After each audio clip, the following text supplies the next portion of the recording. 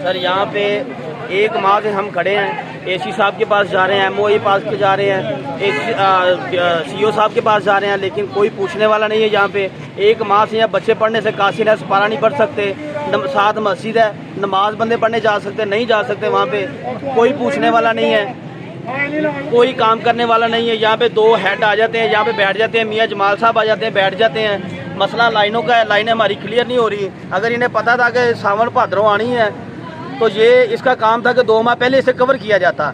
अब ये आगे हमें बता रहे हैं कि वहाँ पे बराबर हो गया पानी, यहाँ पे 26 लाख का हमने मंजूर कर लिया, कोई काम नहीं हो रहा। ये फार्म 47 वाली गवर्नमेंट इस पे कोई काम नहीं कर रहे बंदे। डॉक्टर फरक के डेरे पे जा रहे हैं, यहाँ पे नॉन लीग वाले वो कह रहे हैं हमें इसका पता ही नहीं है। डॉक्टर साहब को रात को कॉल किया, हमें पता ही नहीं है ये काम कर रहे हैं कि नहीं कर रहे हैं। बाकी ये हमारा मसला हल कराया जाए। 3.5 फुट पानी खड़ा हुआ है सड़क में। पानी का बिल दे रहे हैं आप? पानी का बिल 2500 रुपया हम, और सीवरेज का बिल भी दे रहे हैं। सीवरेज का 250 रुपया उन्होंने हमारे पेटे डाल दिया है। हम मरियम साहबा कूड़े का बिल भी देने जा रही है 500 रुपये का, वो भी हमारे खाते में। पैसे हम टैक्स सारे दे रहे हैं, बात सुनने वाला कोई नहीं है। यहाँ पे एक सेंट्री वर्कर जो हमारा माफिया है, यहाँ पे सारी यानी का गंद निकालना है, वो हमें बातें सुना के आगे चले जाते हैं। कितना इलाका जेरे आप है यहाँ? ये यहाँ पे 500 घर है तकरीबन जी। सारे डिस्टर्ब है? सारे डिस्टर्ब हैं जी। गंदा पानी भी आ रहा है और पानी खड़ा भी है, बारिश आ जाती है 10-10 दिन पानी नहीं जाता यहाँ से। कल डिप्टी कमिश्नर साहब आई थी तो उन्होंने काफी मसाइल हल किए थे, तो आप उनसे क्यों नहीं मिले? सर हम भी वो खुली कचहरी लगा रही है, इंशाल्लाह हम उनके अभी भी खड़े होंगे जाके वहाँ पे।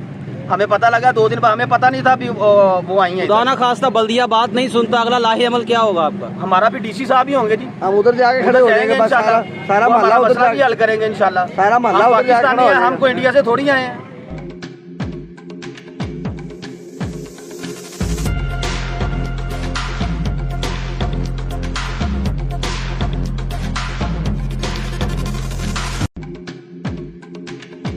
कोई पानी नहीं आ रहा, 12 बजे कोई पानी नहीं आता।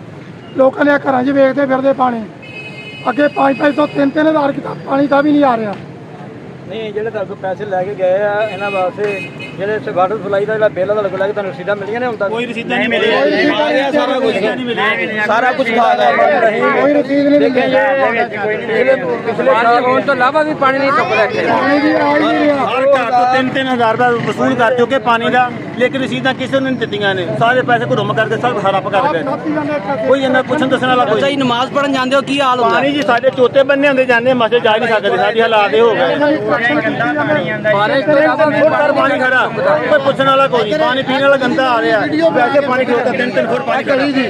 ਇਹ ਵੇਖ ਲਈ ਬੰਦੇ ਮਾਸ਼ੇ ਨੂੰ ਜਾਂਦੇ ਤੇ ਰਸਤਾ ਨਹੀਂ ਹੈਗਾ। ਜਿਹੜਾ ਘਰਾਂ 'ਚ ਪਾਣੀ ਆ ਰਿਹਾ ਉਹ ਵਾਟਰ ਸਪਲਾਈ ਦਾ ਪਾਣੀ ਜਿਹੜਾ ਆ ਰਿਹਾ ਉਹ ਗਟਰਾਂ ਦਾ ਪਾਣੀ ਮਿਕਸ ਹੋ ਕੇ ਆ ਰਿਹਾ। ਬੱਚੇ बूढ़े और बुजुर्ग बीमार हो रहे हैं और हम लोग वजू करने से कासर हैं, गंदे पानी से वजू करते हैं, उससे नमाज नहीं होती।